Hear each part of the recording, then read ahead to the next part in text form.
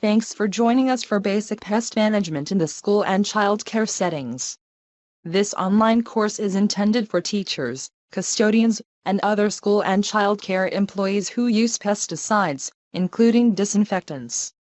Once you have studied the information here, you will have a better grasp of your options when dealing with pest problems. You may also have a greater appreciation for the unique nature of schools and child care centers and your role in children's health when managing pests. And completing this course will fulfill your Healthy Schools Act training requirement. Chapter 1: Integrated Pest Management. When you arrive at school early one morning, you discover a nasty surprise inside a kitchen garbage can, a dead cockroach. At least you think it is a cockroach. It's about an inch long and shiny black. You recall the IPM coordinator saying the large black bugs are oriental cockroaches that come in from outdoors. Some people call these insects water bugs, because they often come up out of drains, but they're really oriental cockroaches. The smaller brown German cockroaches, you were told, don't come in from outside, but live inside year-round, hidden away in cracks and crevices. You look around the kitchen area and see dirty dishes soaking in the sink. Someone forgot to take the garbage out last night and the whole area is cluttered, with overflowing recycling cans and a pile of cardboard. You also notice that there is a 1/2-inch gap under the back door. You know that gap can provide access to the building for all sorts of pests and isn't really helping the building's energy efficiency. So what are you going to do to get rid of these pests? After dumping the dead cockroach in the outside garbage can, what are you going to take care of first? Wash the dishes? Take out the garbage? Install a door sweep? Taking out the garbage helps, but the cockroaches can come back later, squeezing in through that gap under the door. They are attracted to the garbage, but the food and water on the dishes attracts them too. Washing the dishes helps, but the cockroaches can come back later, squeezing in through that gap under the door.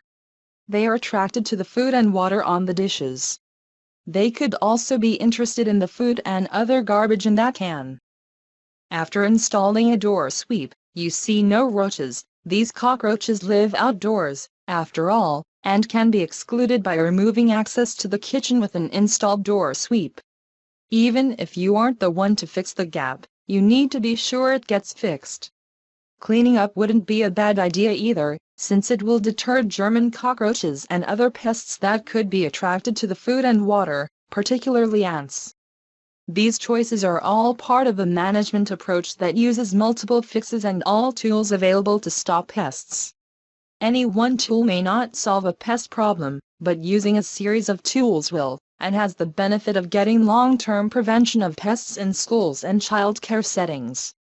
IPM takes into account the unique nature of school sites and school children's health by reducing or eliminating the need for pesticides. Let's learn more about integrated pest management and how it can make a school or child care center safer for children and staff. Integrated pest management, or IPM for short, focuses on looking for pests and keeping them out, rather than using pesticides first. It is a long-term, environmentally sound, common-sense approach to managing pests while reducing the use of pesticides. Managing pests effectively means focusing on pest prevention using a range of practices including pest exclusion, sanitation and clutter control, and elimination of many other conditions that are conducive to pest infestations. The key is to eliminate the root causes of pest problems, providing safe and effective control of insects, weeds, rodents, germs, and other pests while minimizing risks to children and others within the school environment. Why should you use IPM practices in your school or child care center? IPM creates a healthier environment. You are probably already using IPM practices, like cleaning, in your daily routine, so they should feel familiar and simple. However, it may be helpful to think about how those familiar and simple things can help protect children's health by managing pests without using a lot of pesticides. When you use IPM practices in your school or child care center, you are creating a healthier environment for children and staff. IPM practices use lower-risk, pest-specific pesticides where and when they are needed. This reduces the amount of pesticides you may use and reduces potential pesticide exposure. Regularly scheduled pesticide applications cost money and may only temporarily treat your pest problems. High-exposure liquid pesticides, such as foggers and broadcast sprays, increase the risk of pesticide exposure to children and workers.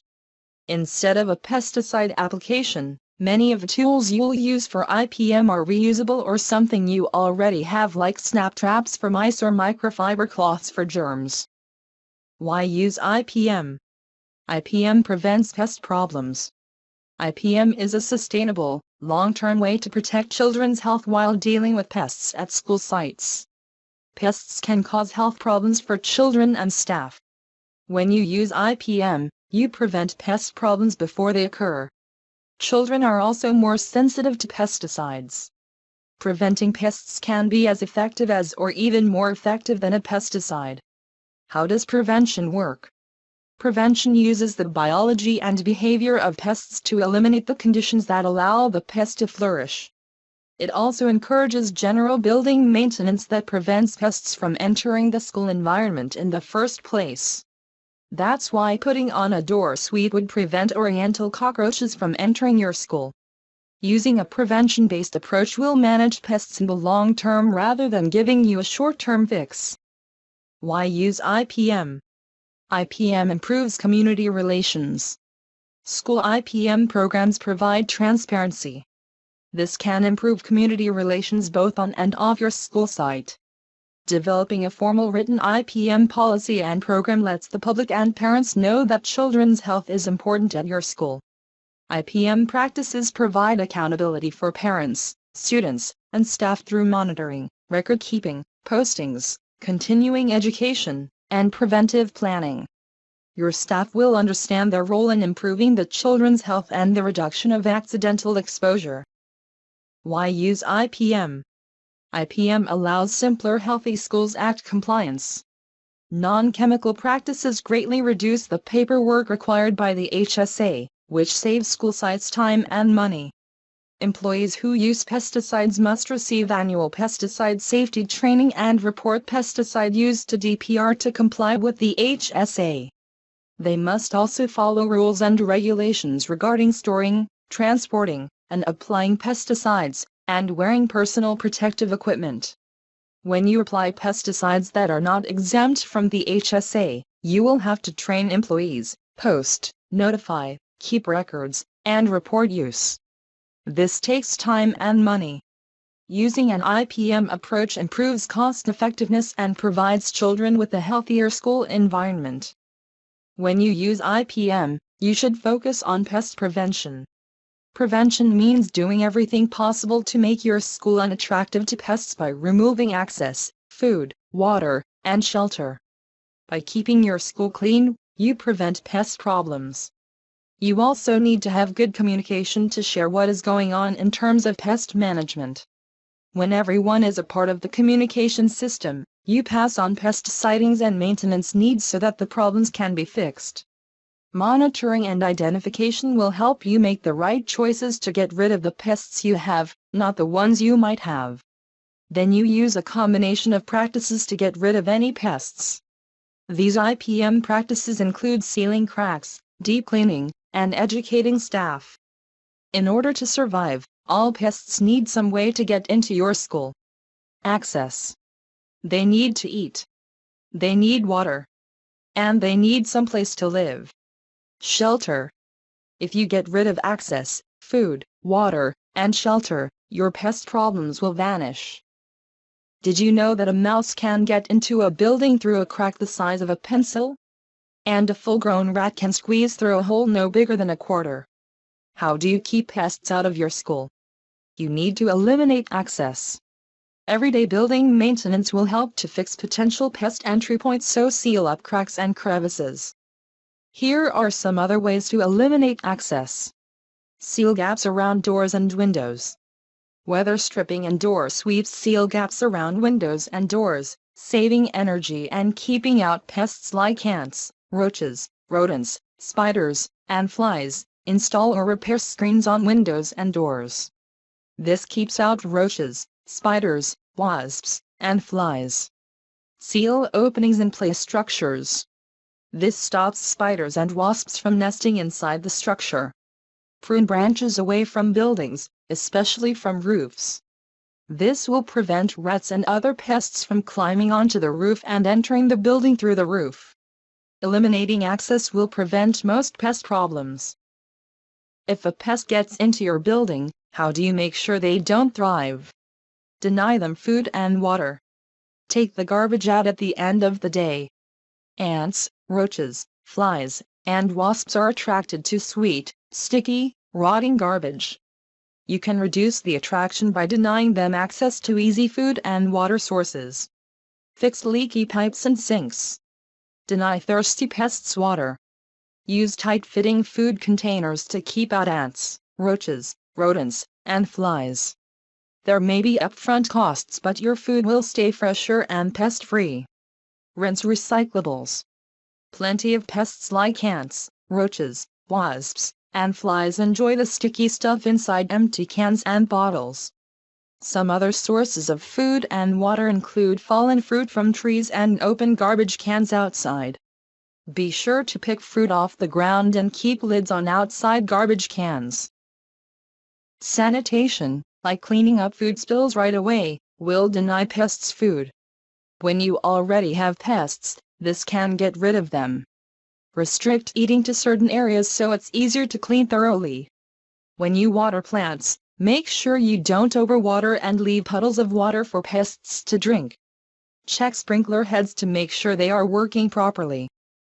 Clutter, like piles of paper, cloth, and cardboard boxes, give ants, cockroaches, mice, spiders, and other pests shelter. It's also harder to spot pests in clutter. Reduce clutter and you'll reduce hiding places for pests. Can pests find shelter? Cockroaches can live behind loose molding and paper on walls. Outside, many pests like rats, ants, roaches, and spiders live in ground cover and trees. Clear dense ground cover and trim plants and trees away from buildings. Remember, you can get rid of most pests by removing their access, food, water, and shelter. You don't want pests in your school. Chronic pest problems can increase health risks in children. Ants are the most frequently reported pest in schools and child care centers. They can bite, although most species rarely do. A few ants sting. The biggest problem with ants is the nuisance factor. Long trails of ants may disturb staff and disrupt children's ability to learn. Ants often get into stored food and contaminate it. Cockroaches are more than a nuisance. They are destructive and can cause health problems. Cockroaches can destroy paper products and leave stains and unpleasant odors on surfaces and fabrics. Their droppings and molted body parts can trigger allergies that contribute to asthma. Both indoor and outdoor roaches are known to carry germs responsible for food poisoning and stomach infections, like Salmonella and Shigella. Flies, like cockroaches, are potential carriers of Salmonella. Houseflies may also carry intestinal worms and a variety of germs like typhoid fever and dysentery. Stinging insects like bees and wasps are a big problem in both schools and child care centers.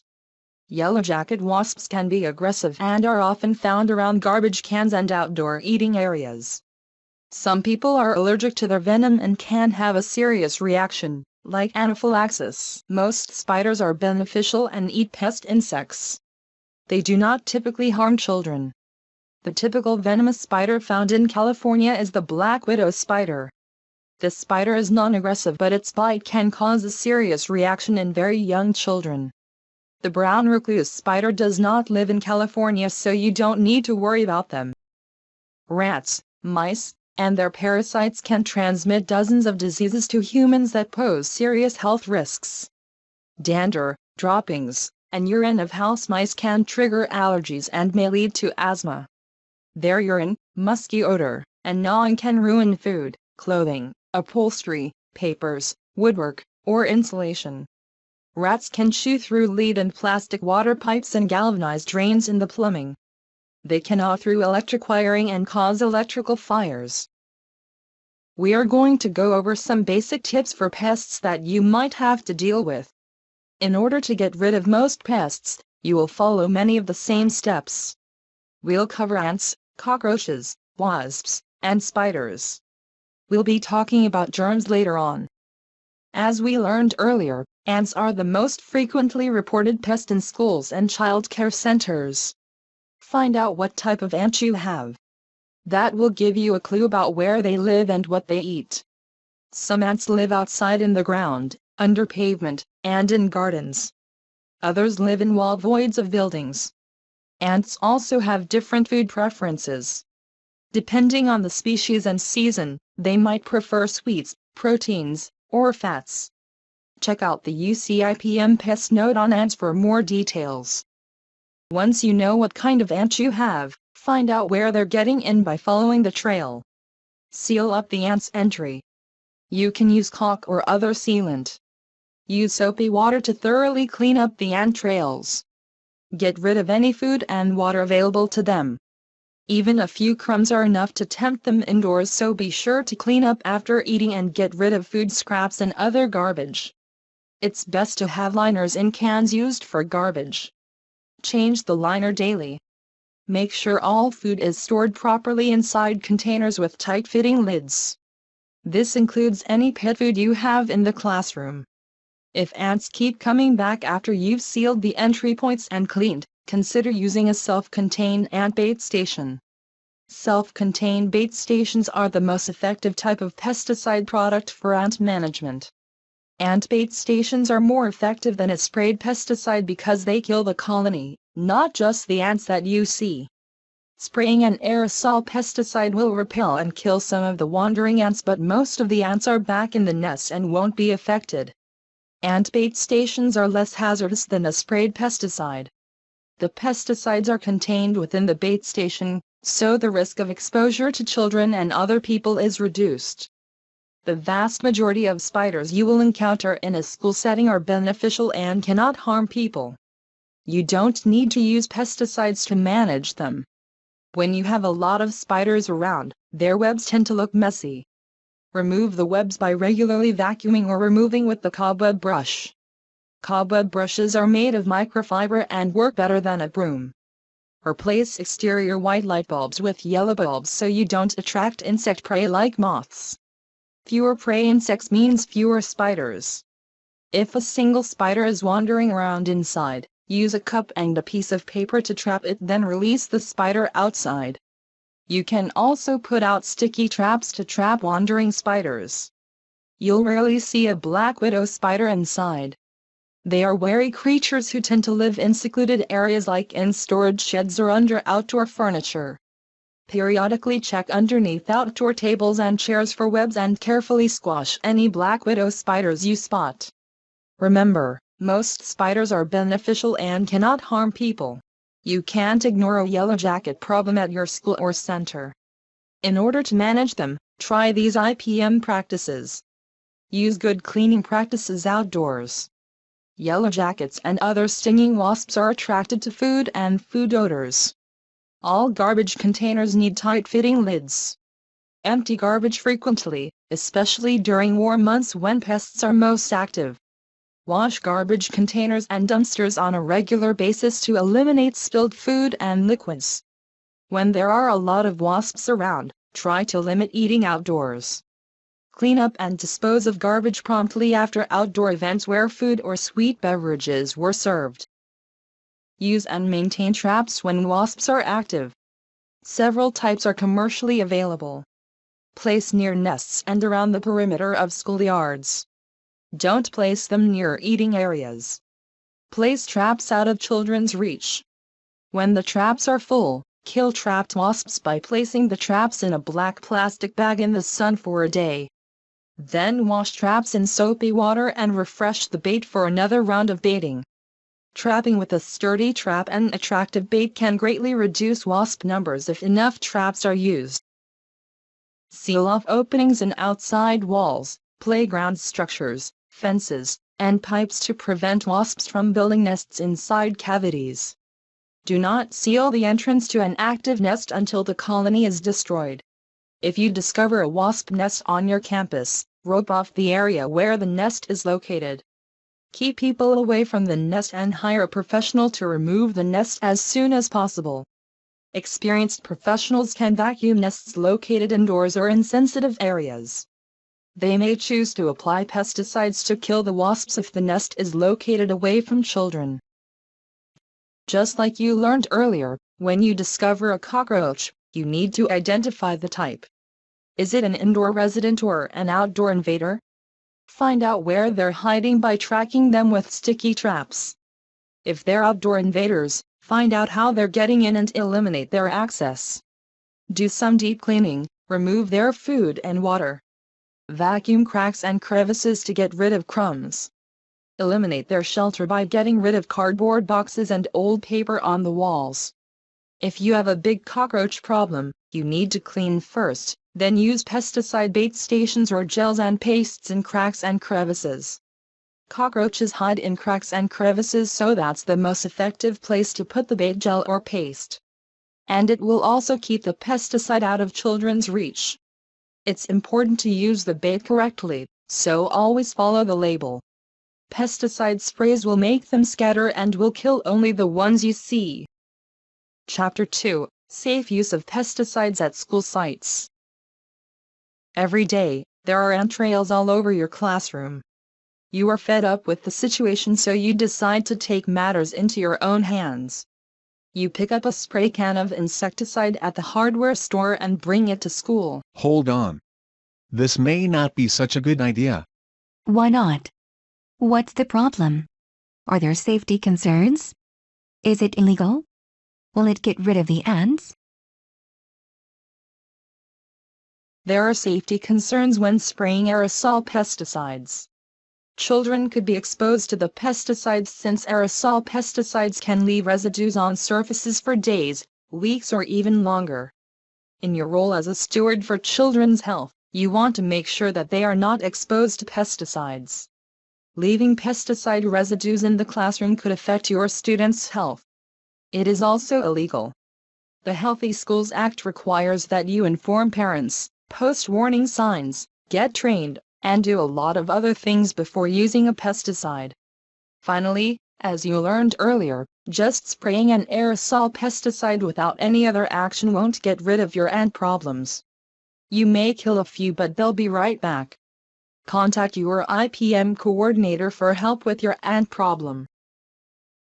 Let's talk about pesticides. What is a pesticide? A pesticide is a chemical designed to kill or control living things like weeds, bugs, and germs. Pesticides are unique among toxic substances. Most environmental toxins are an unwanted byproduct of another process, for example, exhaust from a diesel engine.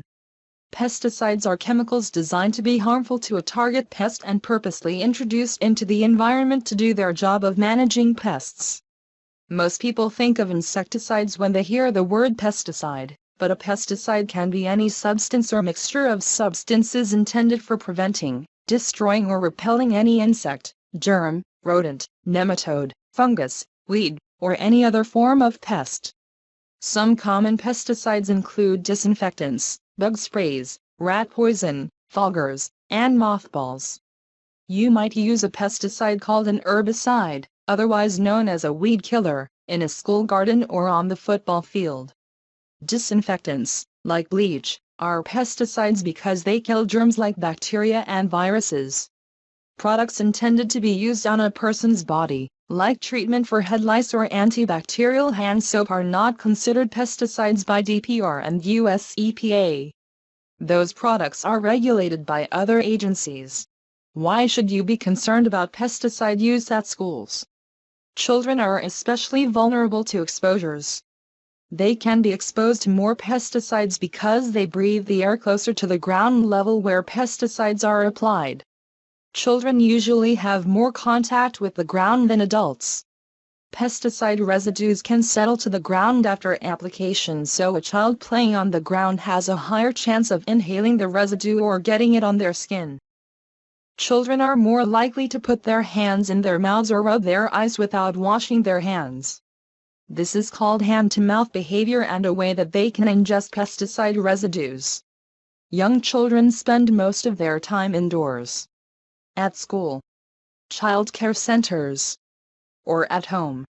Pesticides applied indoors do not break down as quickly as those applied outdoors. A national study in child care centers found residues of a pesticide 5 years after indoor use of that pesticide was no longer permitted. This is because sunlight, wind, and rain break down pesticides applied outdoors. The relative dose children receive during a pesticide exposure is higher than that of an adult. This means that because children eat, drink, and breathe about 2 times as much per body weight as adults, they can receive a higher dose if a pesticide is on their food, in their water, or in the air. According to the U.S. Poison Control Centers, young children under 6 years old account for over 50% of the total pesticide poisonings per year. In addition to behaviors that can result in possible exposure, children also have a harder time breaking down toxins like pesticides. Their bodies and their defenses against toxins are still developing. A child's liver is not fully developed until they are about 7 years old. Their nervous, immune, and digestive systems are immature. These immature systems are less able to break down and excrete pesticides and other toxins. A child's brain develops well into adolescence and is more vulnerable to the effects of pesticide exposure than an adult's brain. Their skin is thinner than an adult's and pesticides can more easily enter a child's body through the skin. A child has relatively more skin for their small body size compared to an adult. Because they're young and unable to read labels, or understand warnings, children don't recognize the hazards of going near areas where pesticides have been applied. And kids get into everything, so they have a higher risk of accidental exposure. Children's play and natural curiosity can expose them to pesticide residues when pesticides are used at a school. Remember, children's bodies and behavior make them more vulnerable to pesticide exposure. There are 2 categories of pesticide exposure, short-term and long-term. Short-term exposure, also called acute exposure, refers to an intense exposure over a short period of time. For instance, a child sitting in the room while a spray is being applied. An acute exposure to pesticides can have a wide range of effects from headaches to twitching. Children often develop slightly different short-term symptoms than adults when exposed to one class of pesticides called organophosphates. Common symptoms in children exposed to organophosphates include lethargy and mental status changes. Long-term exposure, sometimes referred to as chronic exposure, is typically a low level of exposure that occurs over a long period of time. Children who are exposed to pesticides when they are young, and over a long period of time, that is long-term exposure, may experience more severe problems, such as learning disabilities and asthma. For example, long-term exposure to endocrine-disrupting pesticides can interfere with the normal function of the hormone system. Exposure to these pesticides could affect children's growth. Sometimes, you might decide to use pesticides, but you don't want to risk exposing children to those pesticides. What do you need to do to be safe? Let's look at a couple of situations. If you are applying a pesticide at your school, what do you do if you are interrupted? In order to be safe, you should first properly close the pesticide container, then secure the application equipment, and place it out of reach of children. As part of an IPM program, you may decide that you want to use a self-contained bait station. There are pesticides inside the bait station. In order to prevent kids from being exposed to the pesticide, you should place the bait station out of reach of children. The label on the product package will tell you to keep out of reach of children. Always follow the label. Although the potential for exposure is low, kids could find a way to get to the pesticide if they encountered the bait station. We've told you why it's important to use pesticides safely around children, but before using a pesticide, make sure you need to use it. Consider your other options first. Can you improve sanitation instead? Will a door sweep keep out the pests? Monitor pests by counting the number of pests or keep track of their damage or evidence, then decide whether you need to apply a pesticide. Pesticides will be more effective if you use them in combination with other methods like cleaning and exclusion. Choose pesticides carefully. Consider using the lowest risk pesticides that will work in your situation. The lowest risk pesticide is the least toxic effective material applied in ways that reduce exposure. What are some of the lower risk pesticide products you can use?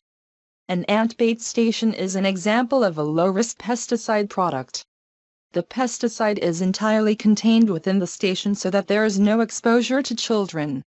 You can use pastes or gels in cracks and crevices for cockroach control. This type of pesticide is both effective and lower risk. The product is applied in cracks and crevices so exposure is low. Remember, use lower risk pesticide products to reduce the possibility of exposure. You've decided to use a pesticide. How can you use it safely around children? Before applying pesticides, indoors or out, reduce the potential for exposure by removing children and their toys from the area. Don't forget to cover up fish tanks and pet cages so you don't accidentally expose classroom pets to pesticides. Keep kids away from the area for as long as the label requires.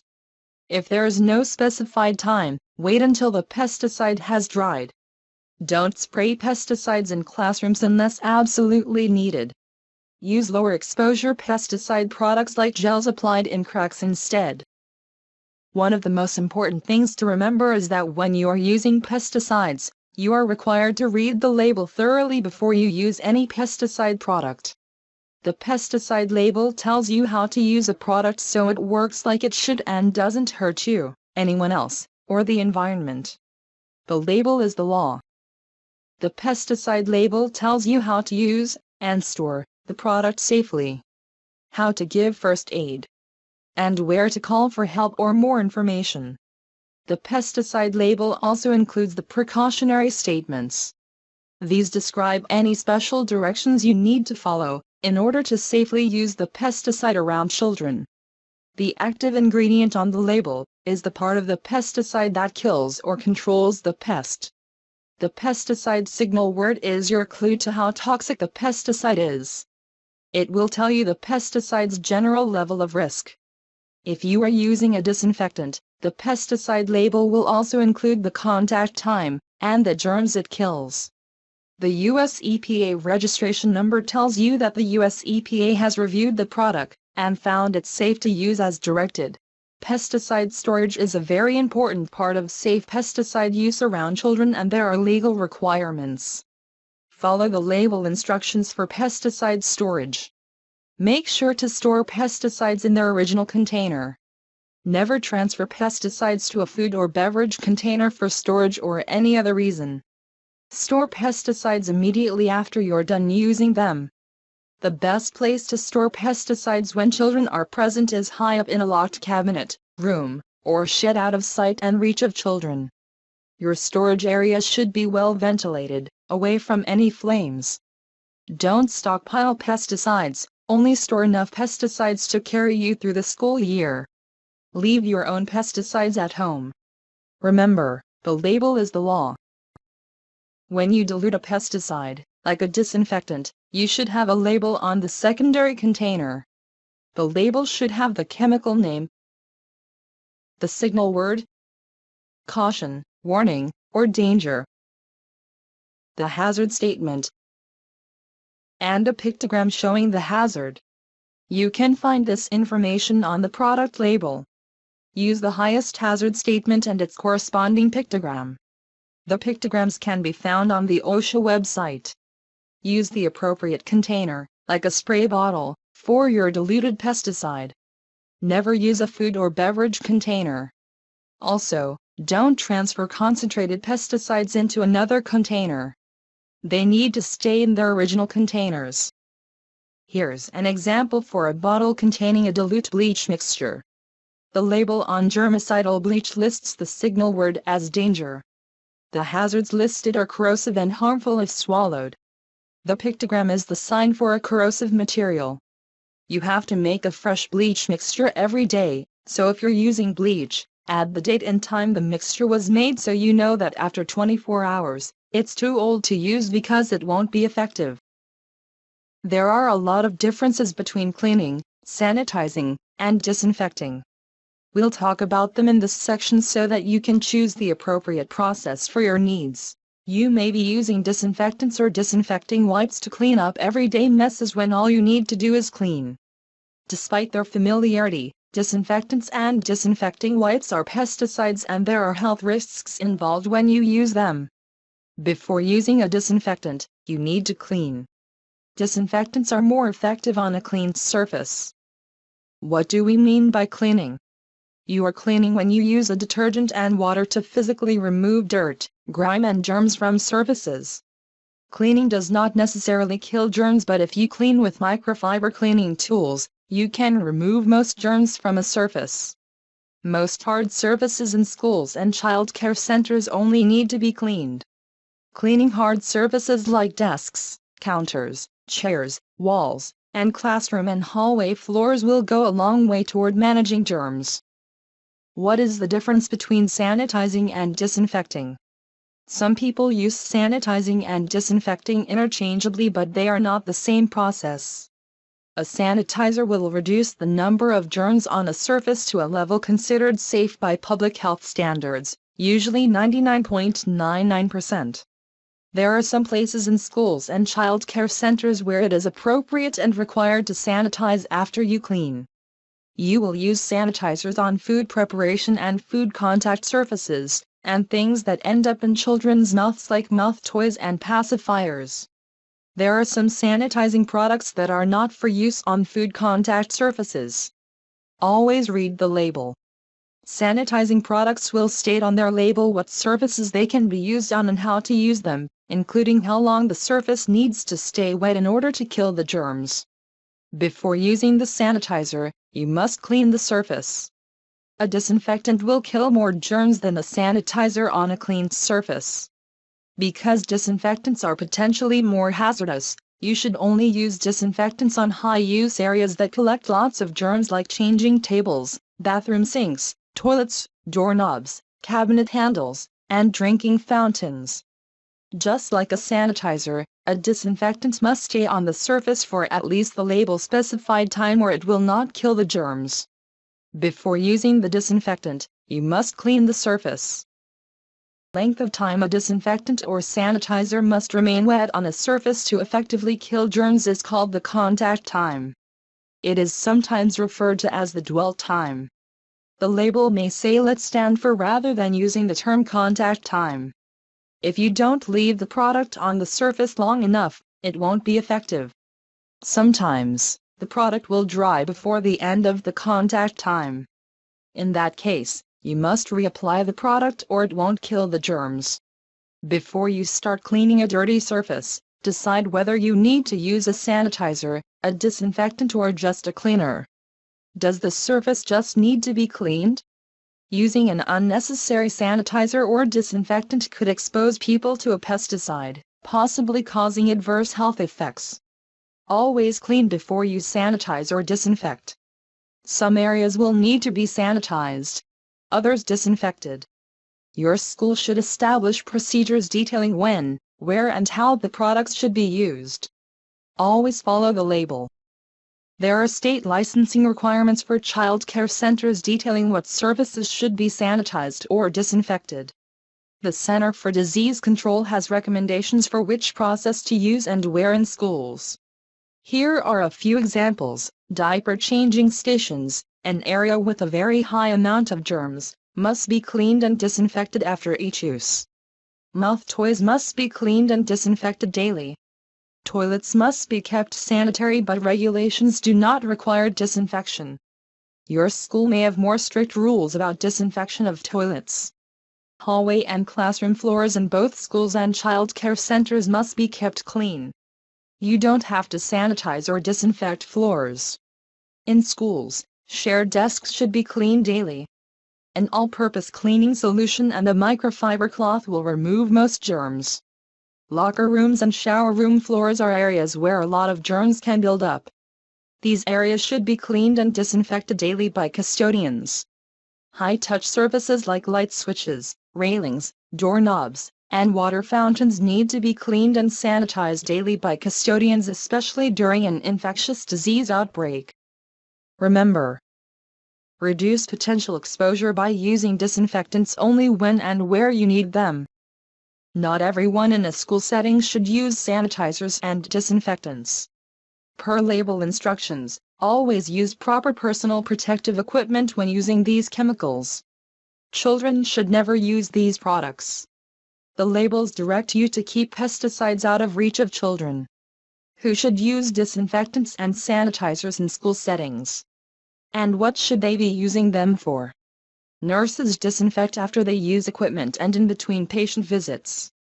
Food service workers sanitize as part of food preparation and cleanup routines. Child care providers use disinfectants after diapering children, and use sanitizers for mouth toys. Athletics department staff use disinfectants on wrestling mats. Custodians sanitize or disinfect toilet seats and handles, and shower floors and handles. During an infectious disease outbreak, they are responsible for disinfecting hard surfaces. As a custodian, child care provider, coach, or school nurse, work with your school or center to carefully select your sanitizers and disinfectants. Consider switching to newer, lower toxicity products. Check with a third-party certification agency like Green Seal or Ecologo for cleaning products and US EPA's design for the environment for disinfecting products.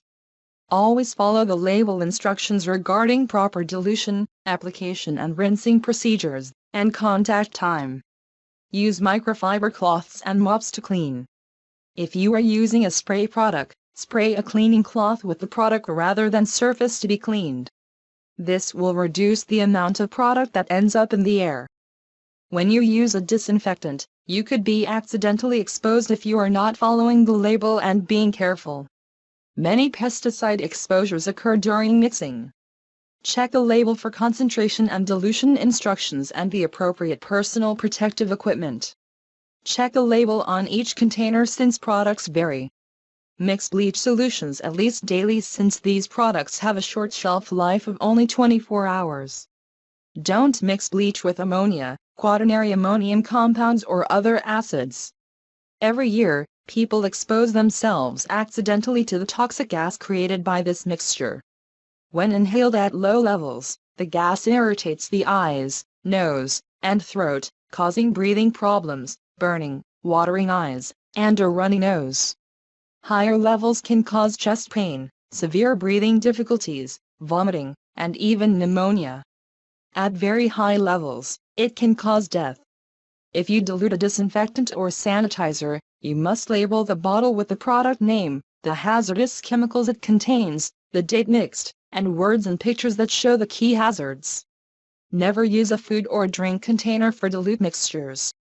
At the end of the school day, students are headed out of the classroom. Several of the students have a cold and have been sneezing and coughing all day and have runny noses.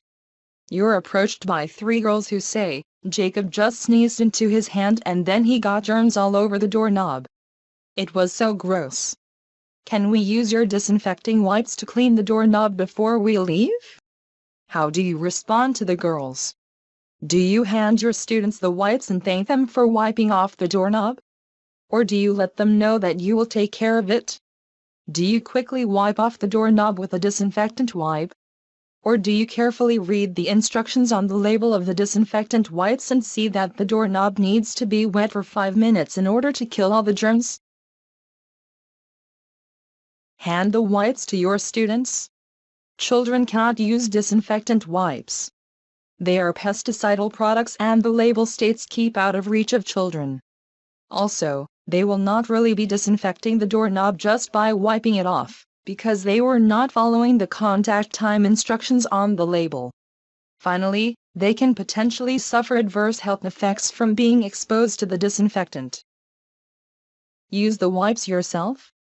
Quickly wiping off the doorknob will not disinfect it, as you have not read the label to check and see how long the surface must stay wet with the disinfectant in order to be effective. When you read the label before using the wipes, you find the doorknob must stay wet for 5 minutes. You need to use 3 or 4 wipes to keep the doorknob wet for that long. By following the label, you have effectively disinfected the doorknob, but it was a bit more effort than you expected. Next time, try using a microfiber cloth and water to clean off the doorknob before calling a custodian to use a disinfectant. You can remove most germs from a surface with a microfiber cloth. Why should you use microfiber? Microfiber cloths are a great alternative to disinfecting wipes, cotton rags, or paper towels. Wiping down surfaces with the wet microfiber cloth is more effective and cheaper than using disinfecting wipes. The microfiber picks up the germs immediately, so there's no waiting time. Microfiber removes dirt, oils, and grease, as well as germs from surfaces. You can remove up to 99% of germs from a surface with a microfiber cloth. The germs remain trapped in the microfibers until you wash them down the drain. Microfiber cloths are very absorbent, so you can use less cleaning product to be effective. Teachers can use a wet microfiber cloth to effectively clean tables after a messy art project, or to clean doorknobs, light switches, and most other classroom surfaces. Keep a bucket for used microfiber cloths. Microfiber is washable, so you will also reduce landfill waste. Many teachers use disinfecting wipes routinely to clean desks and other surfaces in their classrooms. While the intent is good, to reduce the transmission of infectious diseases like influenza and the common cold, there are issues with this kind of use. Disinfecting wipes are rarely used according to the label directions, which makes them ineffective and potentially hazardous. To kill the influenza virus, the label instructs the user that the surface must remain wet for at least 5 minutes after wiping. This is hard to achieve. The label also says to keep out of reach of children, but wipe canisters are frequently left unsecured in classrooms with students present. Some people use surface disinfecting wipes to clean their hands, but they are not labeled for use on skin. Vapors from the active ingredients in some common disinfecting wipes have been associated with asthma symptoms. Instead of using disinfecting wipes when you need to clean desks and other surfaces, try using a microfiber cloth and water. This will remove germs and has no adverse health risk. Microfiber cloths are less expensive than disinfecting wipes and are reusable, so you don't generate as much waste. As a school nurse, custodian, or food service worker, you might decide to use disinfecting wipes. They are appropriate for disinfecting high-touch surfaces like light switches, railings, and doorknobs. You will probably need to use several wipes to ensure that the surfaces stay wet long enough to kill germs. Disinfecting wipes are not appropriate for simply cleaning hard surfaces or for use on skin, unless otherwise stated by the label. Always read the label before using disinfecting wipes to make sure you know what you can use them for. Point disinfecting wipes containers away from yourself and others when opening or pulling wipes from canisters. Use a microfiber cloth and water to clean hard surfaces instead. Encouraging students to clean their hands with soap and water is the most important infection control method teachers can do. Remember, use microfiber cloths to clean instead of disinfecting wipes. Chapter 3: The Healthy Schools Act. If your school or child care center uses pesticides, you must follow the requirements of the Healthy Schools Act. The Healthy Schools Act is a right-to-know law regulating pesticide use in California public K-12 schools and licensed child care centers. The Healthy Schools Act was passed to try to reduce pesticide exposure in schools and child care centers, since populations sensitive to the effects of pesticides work, learn and play in these locations. There are 9 requirements in the Healthy Schools Act that schools and child care centers must follow when pesticides are used on campus. Disinfectants are exempt from most of these requirements. It doesn't matter if a school employee or an outside licensed applicator applies the pesticide. The Healthy Schools Act applies in both cases. 1. The child care center or school district must designate someone to ensure that all of the requirements of the HSA are met. The IPM coordinator is an employee of the center or school district. 2. You need to create an IPM plan using the template provided by DPR on our website. The completed IPM plan must be posted on your school's website. Include the website address in the annual pesticide notification. If your center or school doesn't have a website, you must send it to each parent with your annual pesticide notification. Your school must have an IPM plan whenever anyone applies pesticides that are not exempted. 3. Parents and staff must receive a list of pesticides that are expected to be used at the center or school in the coming year. 4. Some pesticides are prohibited for use at child care centers and schools. Pesticides that have been canceled or suspended, as well as those pesticides not completely registered with DPR, cannot be used at child care centers or schools. Always check old pesticides before using them and make sure they are still registered. Go to our school IPM website for the list of new pesticides without complete registrations and to check that your pesticide products still have an active registration. 5. As of July 1, 2016, anyone applying any pesticide at a school or child care center must receive DPR-approved training in IPM and the safe use of pesticides in relation to children's health before making an application. This training meets that requirement. 6. Parents must be given the opportunity to be informed every time pesticides are applied. You need to notify interested parents 72 hours before each application. 7. You must post a warning sign 24 hours before a pesticide is applied and leave it posted for 72 hours after the application is completed. The warning sign should be posted around the pesticide treatment area, not just at the entrance to the center or school. 8. You need to keep records of each pesticide application at the center or school for 4 years. These records need to be available upon request. 9. You must report pesticide applications made by employees of the child care center or school district to DPR. If pesticides are applied at your school site, you will see a pesticide application warning sign posted like this one. It will include the phrase "Warning Pesticide Treatment Area" and details about the application. It should be visible to everyone entering the treated area. The IPM coordinator is responsible for making sure these signs are posted. How can DPR help you? The Healthy Schools Act tasks DPR with assisting schools and child care facilities in implementing IPM. We provide IPM training for school designees from all school sites, including K-12 schools, child care centers and family daycare homes. Between 2002 and 2015, we conducted 58 regional school IPM workshops and trained almost 2,000 people from more than 830 public school districts. We developed a school IPM guidebook and outreach materials like pest fact sheets, IPM curricula, annual record-keeping calendars, and posters. We created 2 sets of IPM videos, one for child care centers and one for schools. And we have a comprehensive, up-to-date website with all the IPM resources you need. DPR can also help you comply with the Healthy Schools Act. We have free templates for all the forms you will need, from the IPM plan to pesticide application warning signs. We collect all of the pesticide use data from California school sites, so if you need that information, we can assist you. Finally, we provide this training so that you can comply with the annual Healthy Schools Act training requirement. You've reached the end of the Healthy Schools Act Basic Pest Management course.